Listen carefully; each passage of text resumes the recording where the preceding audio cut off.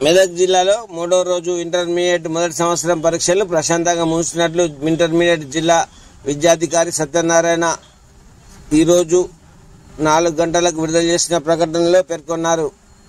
ఈరోజు ఇంటర్మీడియట్ జరిగిన మొదటి సంవత్సర ఇంగ్లీష్ పరీక్షల్లో జిల్లాలో ప్రశాంతంగా ముగిశాయన్నారు. మొదటి సంవత్సర పరీక్షల్లో జనరల్ విభాగంలో 6,587 మందికి గాను 6,208 మంది విద్యార్థులు హాజరైనట్లు తెలిపారు.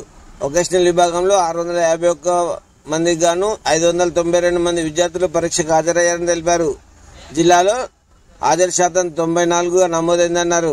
ఈ సంవత్సరం కూడా నిమిషం నిబంధన అమల్లో ఉండటం వల్ల విద్యార్థులందరూ సమయానికి పరీక్ష కేంద్రాలకు చేరుకున్నారన్నారు.